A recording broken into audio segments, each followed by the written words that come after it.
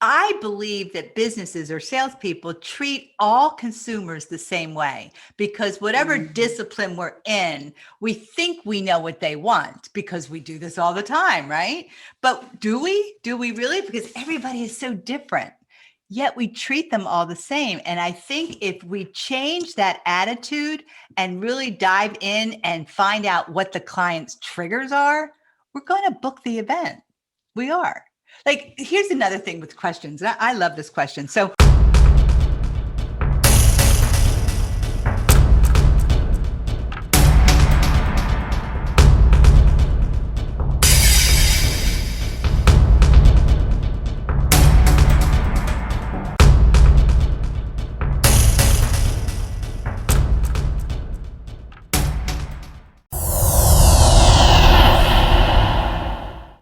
Talking with the experts.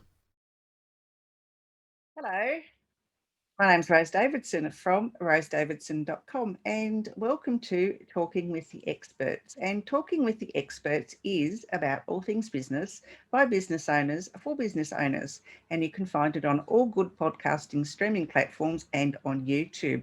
And today it's my pleasure to have Meryl Snow from Snowstorm Solutions on the program, and with her sales expertise. Let me move this across here. It's not going to do it for me.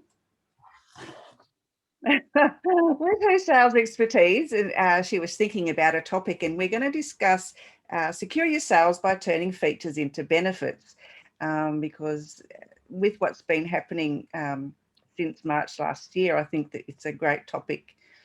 And, businesses and brands rely a great deal on quality products and services, but getting their features and benefits, they get a little bit confused and can make even the most promising sales fall flat. So I welcome Meryl on, and we'll discuss that a little bit during today's program. Welcome, Meryl. thank you, Rose. I'm thrilled to be here. Thrilled. Lovely, lovely. So you were just telling me you've been in business for over 30 years. My goodness, that is a long time. Yes. Yes, it is. And you know what? It went by like that. I cannot believe how fast it went. Yeah. And it's still developing. I'm always doing different things. So it's been exciting. It's been a nice ride. Yeah. And so what industry exactly is it that you're doing now? I have two. I have a special events company, which does planning, high-end catering, and design. And then I left the day-to-day of that. And my husband runs the companies. And now I did a pivot, but 10 years ago. And I figured, you know what? I have paid my dues in this business. And now what I want to do is to teach and to work with other companies. And it's been very, very fulfilling. I mean, my jam is sales. I could talk sales all day long. I love sales. So I love going into different companies and transforming their sales team and working with them. And, especially now it's no longer, sales is no longer about like touting accolades and awards. The game's changed. So sales did a really turn. And so it's exciting to start, finish teaching and things like that. Yeah. So, tell me a little bit more about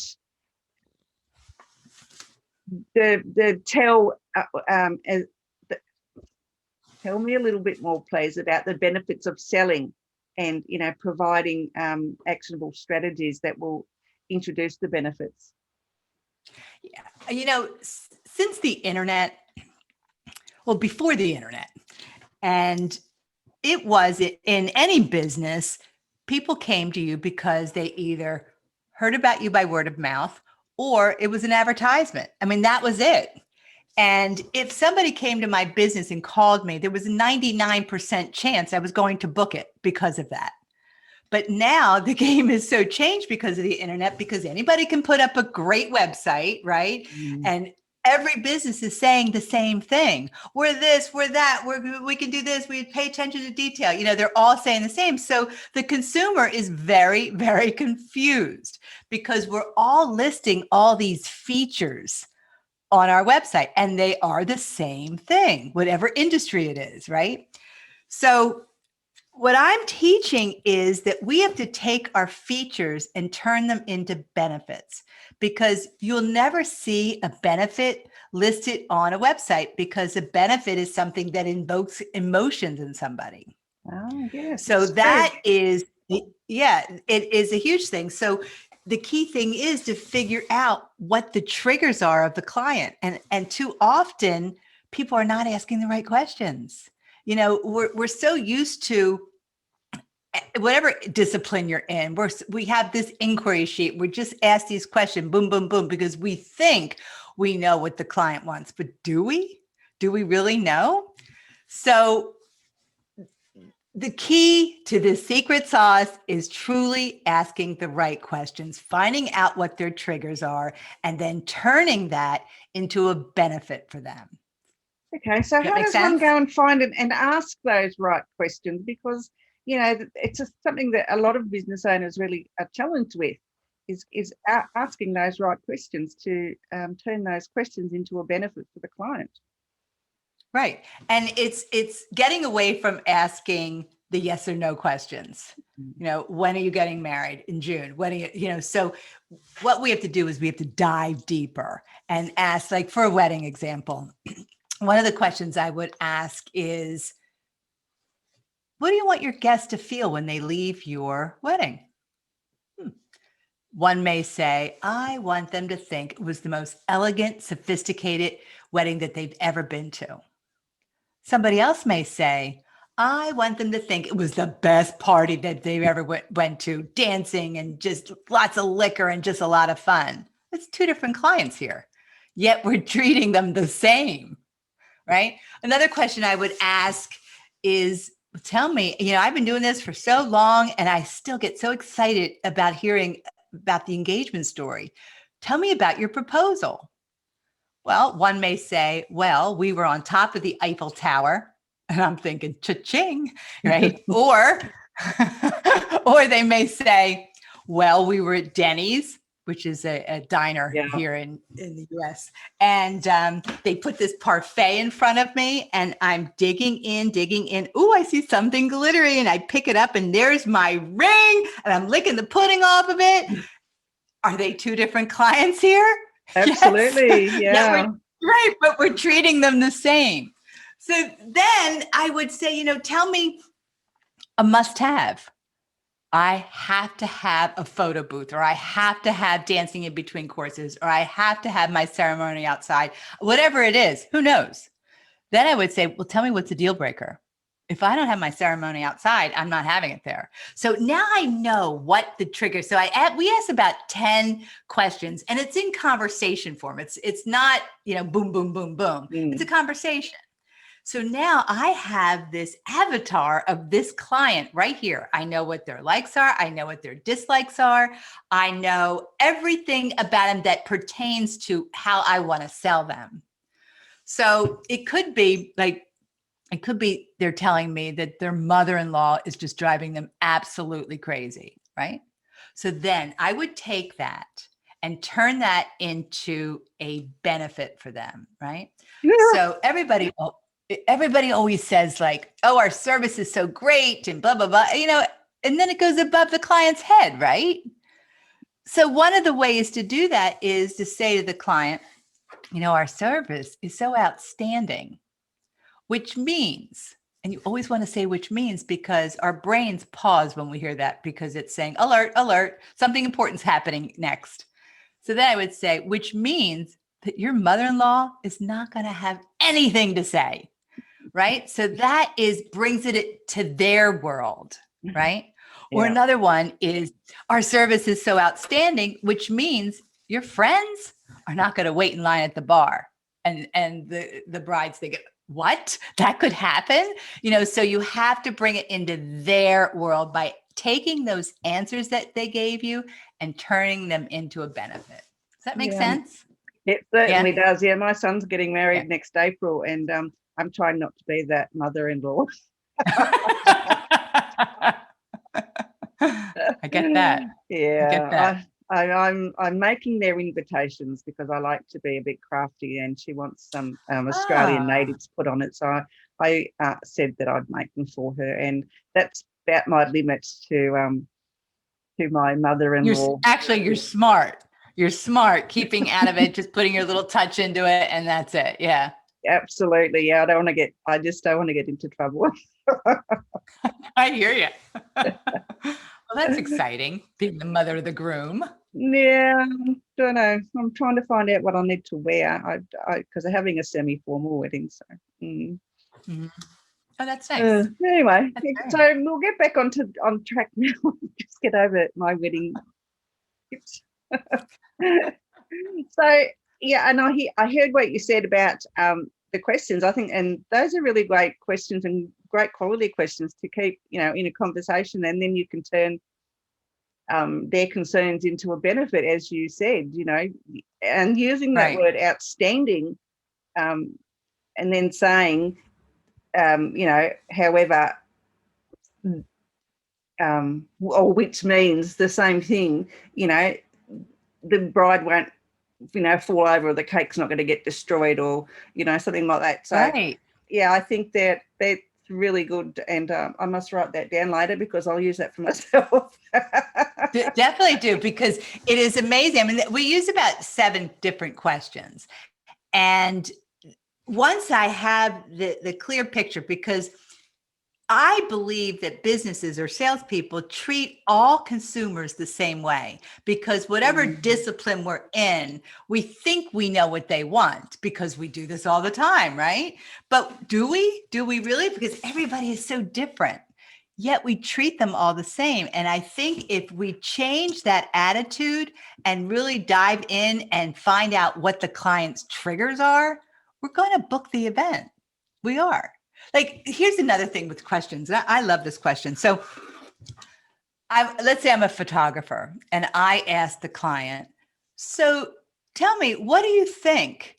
What comes to mind when you think of a professional photographer? And the client may say, I don't even want a photographer. My mother's making me get the photographer. I can't stand those pose shots and lights in my eyes and being pulled from here to there. I just want everybody to just use their iPhone. So what that means to me is that she's going to go with the lowest price person because she doesn't want a photographer. But since I asked that question and now I'm writing the proposal, and she opens it up and she reads it and says, no canned shots, what, blah, blah, blah, everything that she said she didn't want, I would put in the proposal, and she's going to open it up and she goes, oh my gosh, she gets me. And she will book me even if I'm $1,000 more. So it's not about price so often. It's just, we're just not asking the right questions and finding out what they want. And we have to be different, because if one company, stationery, let's take, if one company for stationery is $1,500 and this company is $1,200, and the client doesn't see the difference between the two, they're going to go with the cheaper one. Yeah, absolutely. And I think that's what, right. That's why we hear price so often. It's because of that. It's something. Absolutely. Yeah, I think that's quite right. If people, if they can't see the difference between the two companies, but the one's more expensive than the other, of course they're going to go for the less expensive one, because Right. helps their budget and they can spend more on their honeymoon. So, yeah. That's true. That is very true. Yeah. So, I've just lost my train of thought. I'm really sorry. That's all right. What other things can people do to make their sales more effective then? So to I guess to lock in those benefits to their clients. Well, I think it is, and you've heard it all over for business, it truly is about the relationship. And I think that, because especially with COVID, we don't have the chance to really see each other in person. We have Zoom meetings, we have, these type of meetings, but what's been happening even before COVID is everybody goes onto the internet and just goes to your contact page and just asks, I want to see pricing, right? And that means they're treating us all like a commodity, like, everybody's the same. and I'm just going to go with the cheapest price and send me your prices, because if you are a registered florist or whatever it is, then you're going to be good. But that's not the case. And I think that we as business owners have to remember that to them, it's about price until they see why you're different, why they're paying that money. And it truly is the business's job to make sure that that happens. And that is in relationships. That is in asking the right questions. That is in personalizing. I mean, because you say, what are your pricing packages? And you send them out, and everybody prices things differently. So you're sending your prices out, and then you may be way over somebody else because you include everything. And then the other company line items everything. So it's very difficult. So I never send prices out. I give ranges, but I never send prices out. Yeah, well, So that's a there's good idea too. Yeah. Mhm. Yeah, because I've got price. I mean, I've got packages on my website. I know, I was on there. I was on your website. Very nice, by the way. I do my homework before I come on. And I'm looking for prices on some of this stuff. I say, oh, how much is she charging for that? And I didn't see it. So that was very smart. You're going to make me call you. So that was good. Some of them are. Some of them, you've got to call, and some that there are, when you go into the shop, you can obviously see the prices. But, to me, I think it's transparency. I'm into transparency, and I don't want to be fooling people and having them, if they're doing some research and there's someone they find that does a similar thing to me, I'd rather them know how much they're up for, and then they can add extra stuff to it. So I do believe in transparency in business. I'm just that type of person. I know a lot of businesses aren't, and you go on these websites that are selling computer programs and whatever. You've got to scroll down 50 pages before there's a price. And I thought, my God, you don't want that. You want it straight up top so people can see. That's my thinking anyway. So true. So true. Anyway, so what would you, as a business owner, what advice would you give them to, keep their business, I guess, transparent, and the questions that they should be asking, and, how can they make their business give more benefit? Because I know the internet is so noisy these days. I mean, and to try and make yourself different from everybody else is really, really hard these days. It's so hard, especially on the internet. Yeah, much more difficult than it was a year ago. I mean, a year ago, it wasn't so hard, but now everyone's on there because they have to be. They have no choice. And if they want to survive as a business owner. So, what advice would you have around that? If that question even made sense. It totally makes sense. And I agree with you that the internet is very noisy. Anybody can put up a pretty website and say the right words.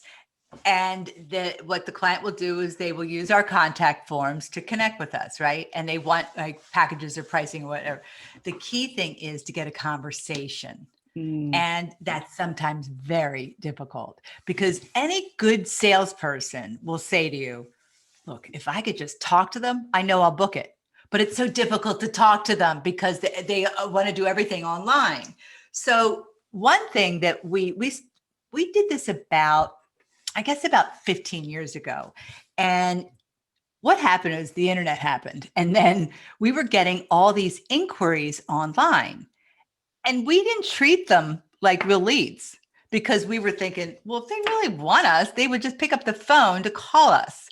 So we would look at it and, we would send a template letter and send whatever packages or whatever, but we really didn't pay enough attention to it. So one day, 15 years ago, I'm going through these internet inquiries and I'm looking at it, it's like, whoa, these are our clients. What are we doing here? So we had to say, okay, we have to pay a lot more attention to these. And we did, but we could never hear from them. So we said, how are we going to get a conversation with them? So what we did is we figured that any consumer always gets, like, if you're a plumber, you'll get 3 bids or 3 call, you just call usually 3 people. And in business, they would just want to get the prices. So they sent them all at the same time. So for an example, if this was a wedding, they would say on the subject line, they would say wedding at Greystone Hall, right? And then they would do their email and what information. So instead, what we did three different things. The first thing is we changed the subject line to "You chose my favorite venue." And the reason we do that is because all businesses are now responding immediately, which they should.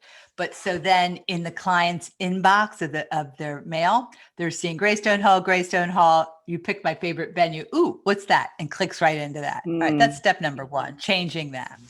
The next step is get rid of the template email, get rid of it completely, and do like maybe 3 or 4 lines. This is an amazing place. We love working there. I'd love to hear your ideas.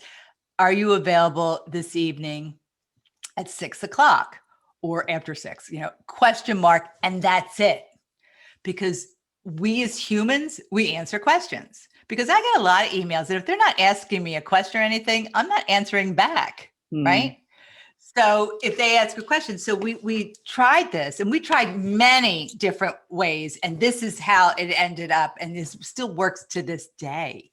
And what happens is we get these emails back saying, yeah, 6:00 works. That's fine. Great. That's gold. That is gold, because now I have a conversation with this client, and which is huge because, like I said, any good salesperson, if they could just talk to them, they'll book it. Yeah. They will book it because they're making that relationship. So I think that is my number 1 tip on especially internet inquiries, because it could be devastating just to constantly be ghosted, and they don't call you back, they don't email you back. It's just crazy. Yeah. So that has really worked for our company and many companies that I teach. Yeah. I think it's I've dealt with businesses, and I don't get an email back for 3 or 4 days, and I want an instant answer. I don't want to have to wait. Right. And if they had a clause in this, we'll answer within 24 to 48 hours, then I wouldn't expect an answer. But if they don't have that clause in there, then I would expect a turnaround of 24 hours at the maximum. Right. So yeah. And most clients, especially if they're young, they respond like it's text. Yeah. Do you know what I mean? And it's like the 9 words they'll text back or write back. And I'm fine with that. I love that, because most of what they're doing is on their phone anyway. So you might as well keep it quick. So get rid of the template letter and the words. Thank you for the opportunity for allowing me to be of service. That is just like so wrong. Yeah, well, it is now, because it's a different generation, and they don't talk like that. That's right. They don't. The younger generation don't talk like that. I mean, people of our generation and the one before us do, but not the ones afterwards. They don't. And you're right. I mean, it's minimal words. It's just minimal. Right. And thank you notes have gone by the wayside. I can't remember the last time I got an actual thank you note. Very horrid. Actually, I got an email. Yeah, I got one. Actually, I got a for Christmas. I know this fellow, just over the internet, but I've been on his podcast and he's been on mine. And then he sent me a personalised Christmas card with my podcast logo at the time on the front of it, and thanking me so much for having him on my podcast. And I was absolutely amazed that that he would think to do that. So how he wanted you to remember him. Yeah, I wouldn't forget him anyway. But the fact being that he went out of his way to do that was lovely. But you're right. Are you putting me on the spot that I'm going to have to send you a thank you note? No, but you're right. No one does send thank you notes, and even after a wedding, these days, thank you notes have just gone down the toilet. They have. Or they do the standard already pre-printed one. It's like, why Yeah. bother sending it out? I'm talking about. Thank you so much for being part of our special day. Nothing's And that's it. personal. There's nothing, Right. no personal things anymore. To me, it's I don't know, it bothers me a little bit. It's a shame. We've lost Yeah. that. We've lost that Yep. thing. All right, No, Meryl. it's a shame. Website, where can people find you? Well, Meryl at merylsnow.com or just merylsnow.com. And there's Instagram and Facebook. Oh, Rose, are you familiar with Clubhouse? Yes, I don't have an iPhone, so I can't use it. You need to get on there because podcasters are doing really well on there. I know, but I don't have an iPhone, and I don't know. But they're opening it up to Android in May. Soon. Yes, soon. Yeah, soon. So definitely do that because you would believe the podcasters that are doing really well heaps on there. Yeah, I know, and I really need to get on there. Yes, you do. I do. Okay, and so have you got any last words? Well, yeah, that today businesses are like startups again. And here's the thing though, we are all startups again, but with the knowledge that we didn't have when we first started up. So that's a plus. That will help the learning curve quite a bit. But yeah, and we have to treat our businesses right now like they're startups and be lean and mean. Yes, absolutely. Yeah, it's not. It's like that thing that you say, if you were 18, I wish I knew what I knew now. Right, that exactly. Sort of scenario. Yeah. All right, Meryl, thank you so much. It's been an absolute pleasure. It has. To speak I with love you. speaking with you. Oh, I hope to get to see you in person someday. Oh, yes, you'll have to come to Aussie and see me. You'll love it here. You'll love it here. I know. Everybody says that. Yeah, all right. beautiful. Thank you. You take care. That's good. It was great to see you. You too. Thank you. Bye-bye. Bye.